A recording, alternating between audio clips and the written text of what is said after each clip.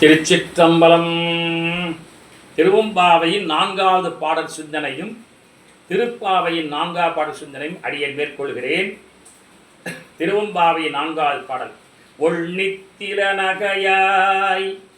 இப்போ ஒவ்வொரு வீடா எழுப்பிட்டு போகிற அந்த பெண்கள் இப்போ அடுத்த வீட்டுக்கு போனால் அங்கே பொண்ணு தூங்கிட்டு இருக்கான்.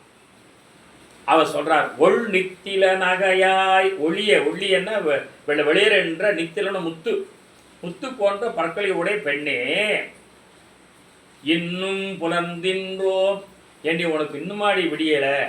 கொஞ்சம் இந்த பெண்களுக்கு கோவம் வருது. ஏன்னா எத்தனை வீட்டுக்கு தான் எழுப்பிட்டு எப்படி தான் போய் சேரது, நம்ம ஆற்றுல போய் குடிக்கணுமே. இன்னும் புலர்ந்தின்றோ அப்படி கொஞ்சம் கோபமாக கேட்டாங்கல்ல. இந்த வார்த்தை அவள் காதில் விழுந்துடுது. உடனே அவன் என்ன பண்ணா தெரியல, குறும்புக்காரி, அது சரி இவ்வளவு கோபமாக பேசுகிறீங்களே, நம்ம கும்பலை வர வேண்டிய எல்லா பெண்களும் வந்துட்டாங்களா, நான் ஒருத்தி தான் குறைச்சலா? வண்ண கிளிமொழியார் எல்லாரும் வந்தாரோ. அவ கேள்வி பாருங்க, என்னை எழுப்ப வந்துட்டீங்களே இவ்வளோ அவசரமா, இன்னும் பல பேர் வராமல் இருந்திருப்பாங்களே. அப்படி இருக்கும்போது என்னை மட்டும் ஏன் இவ்வளோ கோபமாக பேசுறீங்க?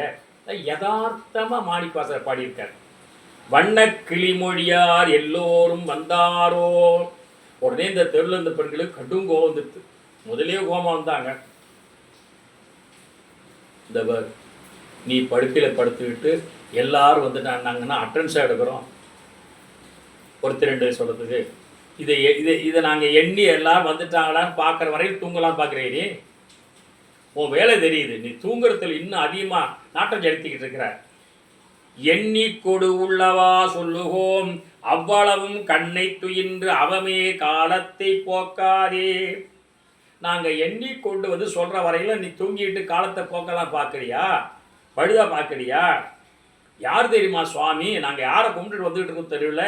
விண்ணுக்கு ஒரு மருந்தை வேத விழுப்பொருளை கண்ணுக்கு இனியானை பரமேஸ்வரர் வர்ணிக்கிறார்.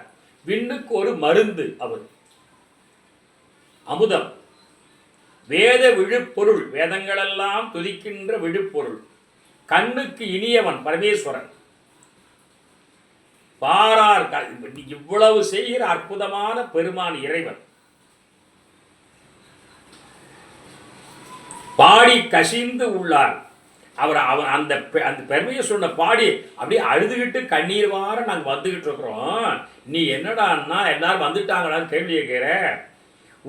உள்ளெக்கு நின்று உருக மாமாட்டும் இப்படிலாம் பேசிக்கிட்டு இருந்தா எங்களோட நீ சேர்ந்து வர முடியாதும்மா, நீ வா, சீக்கிரம் வா, எழுந்து வா என்று சொல்லி, நீயே வந்து எண்ணி குறையில் தூங்கேலோர் எம்பாவாய்.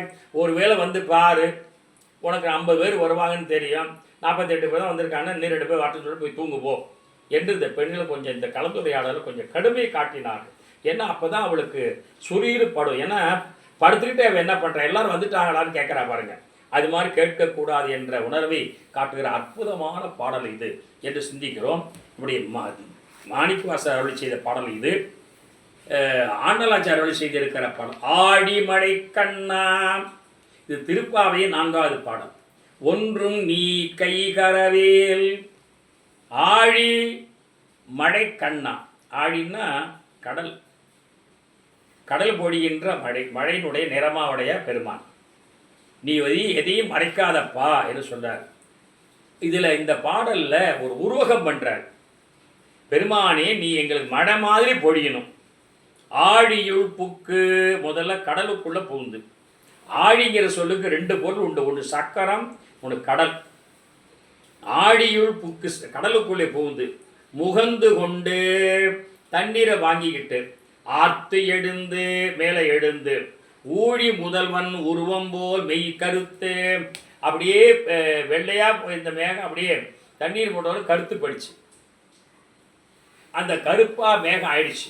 அது பெருமான் நிறமாறி இருக்கிறதா.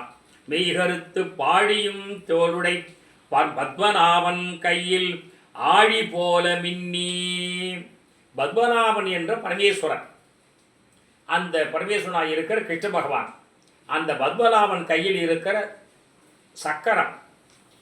சுவாமி பெருமாள் கையில் 2 இருக்கு, ஒன்று சக்கரம், ஒன்று சங்கு.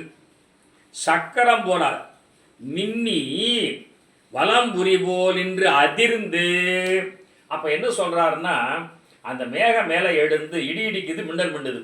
ஒன்று மின்னுவது சக்கரப்படை போல மின்னுகிறதாம், ஒன்று இடி இடிக்கிறது சங்கு போல சத்தம் போடுகிறதாம் பண்ணி வலம்புரி போல் என்று அதிர்ந்து தாழாதே சங்கம் உதைத்த சரமழை போல் அப்படியெல்லாம் செய்து கொண்டு அந்த மேகங்கள் பொழிந்த மழை போல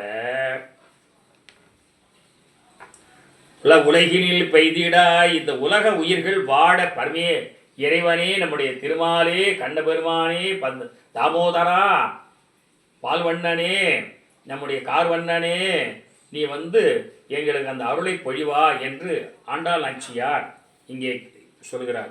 நாங்களும் மார்கழி நீராட மகிழ்ந்தேலும் இப்படிலாம் நீ செய்தன்னா அந்த குதூகலத்தில் நாங்களும் போய் மார்கழி நீராடுவோம்ப்பா, செய்யப்பா, மழை பொழிந்து எங்களை காப்பாற்றுங்க என்று சொல்லி, மழையாக வந்து எங்களை காப்பாற்றுங்க என்று சொல்லி அற்புதமாக பாடியிருக்கிறார் ஆண்டாள் நாச்சியார்.